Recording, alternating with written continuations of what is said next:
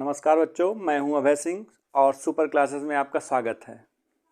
आज का हमारा टॉपिक है तत्व, धातु, अधातु, उपधातु, यौगिक और मिश्रण।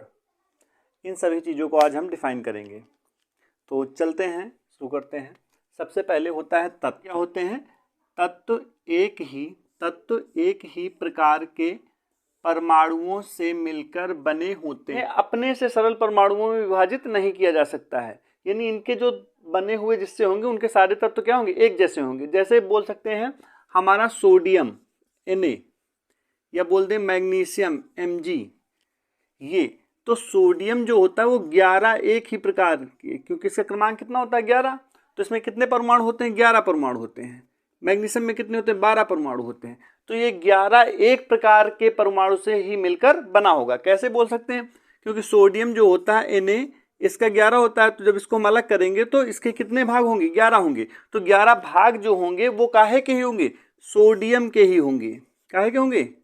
सोडियम के ही होंगे, Na के ही होंगे। तो परिभाषा से बोल दें तत्व एक ही प्रकार के परमाणुओं से मिलकर बने होते हैं, यानी इसमें जो 11 परमाणु होंगे सब किसके होंगे? सोडियम के ही होंगे। तो बोल सकते हैं तत्व एक ही प्रकार के परमाणुओं से मिलकर बने होते हैं। इसे सरल पदार्थों में विभाजित नहीं किया जा सकता। अब बोल सकते हैं सरल पदार्थों में विभाजित नहीं किया जा सकता। सोडियम को अब किसी भी विधि से, चाहे भौतिक विधि लें चाहे रसायन मिला के कोई भी विधि लें, इनको हम सोडियम को इससे छोटा सरल तत्व तो नहीं बना सकते हैं, क्योंकि ये सबसे छोटा तत्व है। अब डिफिनीशन तो याद ही कर सकते हैं। तत्व एक ही प्रकार के परमाणुओं से मिलकर बने होते हैं, इसे सरल पदार्थों में विभाजित नहीं किया जा सकता। ये बिल्कुल क्लियर डिफिनीशन है, इसको आप चाहे याद कर लें या समझ भी लें। अब उसके बाद आते हैं नीचे धातु। अब जो तत्व होते हैं, तत्व को 3 भागों में डिवाइड किया गया है। अब 3 भाग कौन कौन से होते हैं? तत्व का ही एक भाग होता है धातु, दूसरा भाग क्या होता है? अधातु, और तीसरा भाग होता है उपधातु। ठीक है, तो धातु क्या होती हैं? तो धातु तो तुम लोग छोटे से पढ़ते आ रहे हो।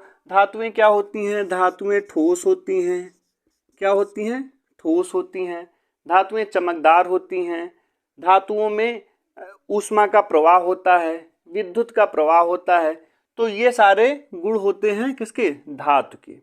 तो तुम्हारा तत्व के ही 3 भाग होते हैं। ये था हमारा तत्व, ये क्या बोल सकते हैं? एलिमेंट। ठीक है, तो जो तत्व होता है, तत्व को ही हम 3 भागों में बांटते हैं। नंबर 1, तो ये 3 भाग हो गए तुम्हारे। पहला धातु, नंबर 2 अधातु, और नंबर 3 उपधातु।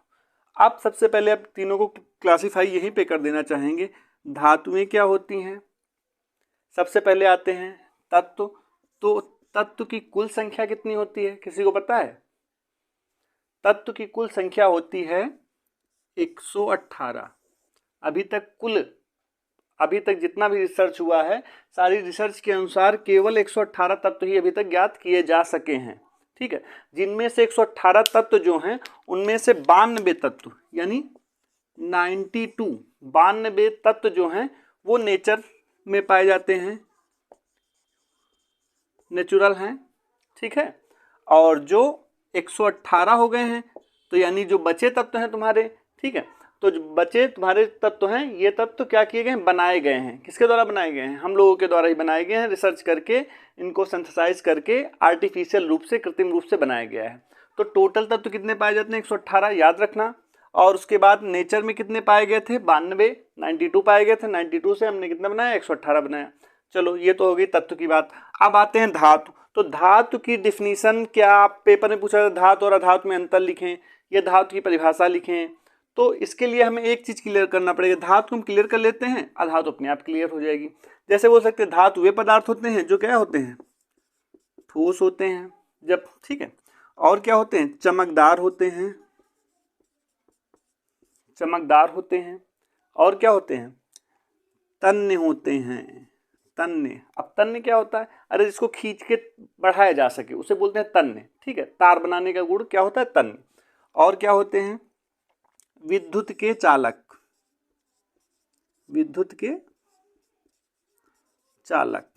ठीक है, विद्युत के चालक होते हैं। और क्या होते हैं, ऊष्मा के भी चालक होते हैं। जब विद्युत के चालक होंगे तो ऊष्मा के भी चालक होते हैं। तो ये सारे गुण किसके होते हैं, धातुओं के गुण होते हैं। तो अब धातु की हम परिभाषा लिख सकते हैं, धातु वे पदार्थ होते हैं जो ठोस अवस्था में पाए जाते हैं, जिनमें चमक, तन्यता, विद्युत चालकता पाई जाती है। ये तो डिफिनीशन हो गई। अब इसी के ये हमें तैयार है धातु, तो धातु को हम अपने आप लिख सकते हैं। कैसे लिख सकते हैं, जब ये क्या होते हैं, ठोस होते हैं, तो इसमें एक शब्द यूज कर लेते हैं, भंगुर होते हैं। क्या होते हैं,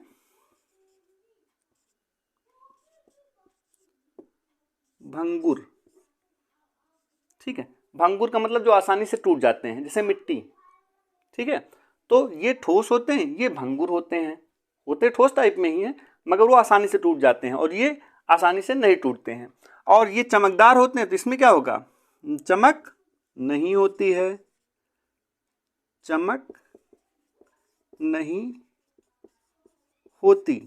ठीक है, ये चमकदार होते हैं, इनमें चमक नहीं होती है। या और ज्यादा क्लियर करना चाहो तो इनमें कौन सी चमक होती है, क्योंकि ये धातु हैं।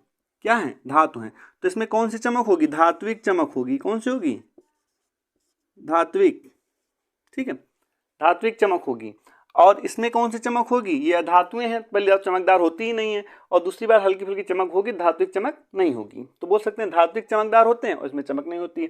अब ये विद्युत के चालक होते हैं, जब ये चालक होंगे तो ये क्या होंगे, अचालक होंगे, अचालक होंगे, यानी विद्युत का चालन इसमें नहीं होता है। तो अब दोनों की डिफिनीशन तो यहीं से हम क्लियर कर सकते हैं।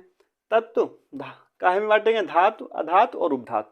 तो धातुओं के गुण और अधातुओं के गुण, बहुत सारे गुण होते हैं, ये मेन मुख्य गुण हैं जो तुम्हें बता रहे हैं। वैसे इससे काफ़ी गुण होते हैं, कोई वीडियो बनाएंगे जिसमें डिटेल में इसको बताएंगे, अभी के लिए इतना ही जानो। ठीक है, अब उसके बाद उपधातु। उपधातु क्या होती हैं, यानी मेटालॉइड। उपधातु क्या बोलते हैं, मेटालॉइड बोलते हैं। अब मेटालॉइड क्या होती हैं, मेटालॉइड जो होती हैं उनमें किसके गुण पाए जाते हैं, उनमें तुम्हारे धातु प्लस अधातु, यानी धातु और अधातु दोनों के गुण पाए जाते हैं। उपधातुओं में क्या होता है, धातु और अधातु के दोनों के गुण पाए जाते हैं, तो वो हमारी क्या कहलाती हैं, उपधातुएं कहलाती हैं, मेटालॉइड कहलाती हैं। अब जैसे ठोस, ठोस का भी गुण पाया जाता है, भंगुरता भी पाई जाती है, चालक अचालक दोनों हो सकते हैं या कम चालक हो सकते हैं। तो ये सारे हो गए हमारे धातु, अधातु और उपधातु। अब धातुओं में कौन कौन आता है, धातुओं में कौन कौन आता है, सभी लोग, कॉमन सी बात है, सब लोग जानते हैं धातुओं में क्या आना चाहिए। जैसे लोहा, लोहा क्या है, धातु है। मैग्नीशियम, लोहा का सिंबल क्या हो सकता है तुम्हारा, Fe। अभी सिंबल पे भी आएंगे, उसके लिए भी एक क्लास बनाएंगे तुम्हारा। तो लोहा क्या है, धातु है, क्योंकि लोहे में करंट जाती है, लोहा जल्दी से गर्म हो जाता है। ठीक है, तो विद्युत का चालक होगा, करंट जाएगी तो विद्युत का चालक होगा। और धूप में रख दोगे तो क्या हो जाएगा, गर्म हो जाएगा, जल्दी से गर्म होगा, तो ये क्या होगा, ऊष्मा का भी चालक होगा। तो लोहा हो गया, मैग्नीशियम Mg बोल सकते हैं, एल्युमिनियम बोल सकते हैं, ठीक है, सोडियम बोल सकते हैं, पोटेशियम बोल सकते हैं। ठीक है, तो ये सारे क्या हो जाते हैं तुम्हारे, धातु। क्या हो जाते हैं, धातु। अब उसके बाद आते हैं अधातु। क्या होती हैं, अधातु लक्षण तो तुम्हें पता ही है, तुम्हें दो तीन एग्जाम्पल याद रखने हैं अभी। ठीक है, तो अधातु क्या होती है, जिनके अपोजिट लक्षण होते हैं। तो अधातु में हमारा आ जाएगा ऑक्सीजन। ऑक्सीजन क्या है, अधातु है, और किस अवस्था में पाई जाती है, गैस अवस्था में पाई जाती है। और कार्बन, सबसे इंपॉर्टेंट साइंस का कार्बन, कार्बन क्या है, अधातु है। और क्लोरीन, Cl, ब्रोमीन, आयोडीन, यानी ये सारी क्या है, अधातुएं हैं। क्लियर, धातु ये सारी हैं और ये सारी क्या है, अधातुएं हैं। अब उसके बाद आते हैं उपधातु। उपधातु में कौन कौन से आते हैं, उपधातु में तुम्हारी जो क्लोरीन और सोडियम पोटेशियम दोनों के बीच का गुण प्रदर्शित करती हैं, वो सब कहाँ में आती हैं, उपधातुओं में आती हैं।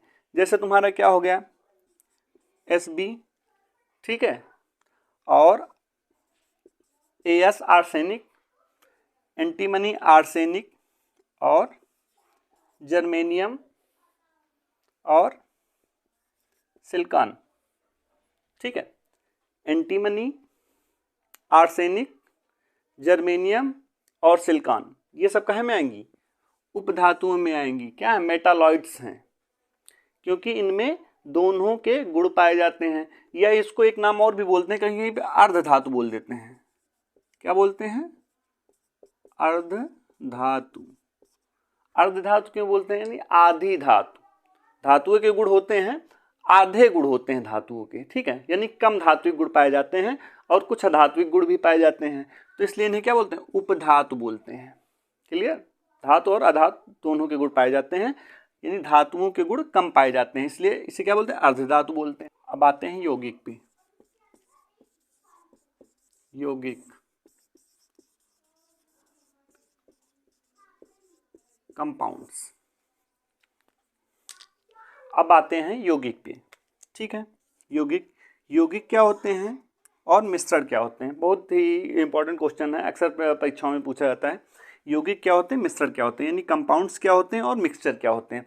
अब कंपाउंड्स पे आते हैं, तो कंपाउंड्स क्या होते हैं यानी यौगिक क्या होते हैं? इनकी बिल्कुल सिंपल सी डिफिनीशन होती है, बिल्कुल आसानी से याद की जा सकती है, बस एक कॉन्सेप्ट तुम्हें पकड़ के रहना है। क्या रखना है? जैसे यौगिक में तत्वों का अनुपात निश्चित होता है। हाँ, तो देख सकते हैं यौगिक क्या होते हैं। बहुत ही छोटी डिफिनीशन है, बिल्कुल एक लाइन में याद करने वाली है, रट भी सकते हो या समझ लो तो कुछ करना ही नहीं है। बिल्कुल में तत्वों का अनुपात निश्चित होता है, ठीक है। तो यौगिक कहाँ से मिलके बने होते हैं? तत्वों से ही मिलके बने होंगे, ठीक है। जब तत्वों से मिलके बनते हैं तो यौगिक में क्या होता है? तत्वों का अनुपात निश्चित होता है। जैसे बोल सकते हैं, यहाँ पे हम ले लें H2O वाटर और उसके बाद CH4 मीथेन, या तुम्हें कोई भी फार्मूला याद हो, कुछ भी कोई भी फार्मूला याद है, वो सारे क्या होंगे? तुम्हारे यौगिक ही होंगे। जैसे C12H22, तो H के कितने हो गए? 22 हो गए, और O के कितने हो गए? 11 हो गए। तो यानी कहीं की भी शर्करा लोगे तुम, कहीं की, सबका रेशियो यही होगा। अब वाटर में क्या होता है? एक इसका, दो इसके हो गए, H के कितने हो गए? 2, और ऑक्सीजन के कितने हो गए? 1, ठीक है। तो जो रेशियो होता है कार्बन का 1 और हाइड्रोजन के 4, तो जहां पर अनुपात निश्चित होगा तो वो क्या होंगे? यौगिक होंगे। तो इतनी छोटी डिफिनेशन वैसे कहीं तो मिलने वाली नहीं है, अभी इसी से याद कर सकते हो। यौगिक में तत्वों का अनुपात निश्चित होता है, बस बिल्कुल सिंपल सी, यौगिक में तत्वों का अनुपात निश्चित होता है। जैसे H2O, ठीक है, 2H और 1 O, ठीक है। अब H2O तुम कहीं का समुद्र का पानी लो, नदी का पानी लो, कहीं का पानी लो, सब में H2O का अनुपात फिक्स रहेगा, हमेशा 2:1 ही होगा, अनुपात बदलेगा नहीं। हाइड्रोजन 2 होगी, ऑक्सीजन 1 होगा। अब उसके बाद यौगिक क्लियर हो गया। एक बार फिर से देख लो, यौगिक वे में तत्वों का अनुपात निश्चित होता है। बस अब ये यौगिक तुम्हें याद हो गया तो तुम मिश्रण अपने आप कर सकते हो। मिश्रण में तुम्हें कुछ नहीं करना होता, बिल्कुल सिंपल सा इसी का अपोजिशन कर देते हैं, ठीक है। मिश्रण में क्या करते हैं? इसी का अपोजिट कर देते हैं। अब क्या करते हैं देख सकते हो तुम लोग, जैसे मिश्रण में लिखा था यौगिक में तत्वों का अनुपात निश्चित होता है, इसमें कुछ नहीं करना है, इसमें कर देना है अनिश्चित होता है। क्या होता है?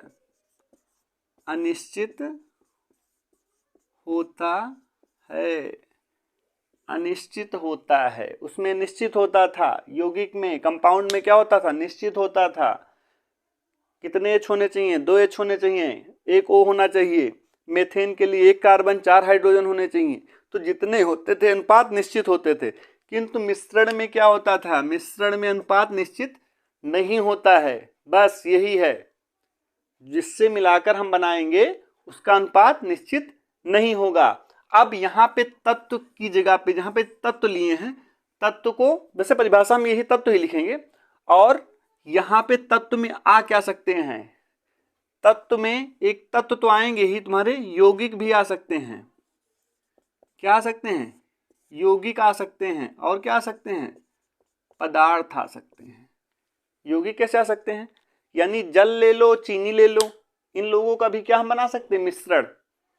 ज्यादा चीनी डाल दें या कम चीनी डाल दें, यानी कोई अनुपात हमें जरूरी नहीं है कि हम अनुपात में ही मिलाएं। जैसे क्या कर सकते हैं?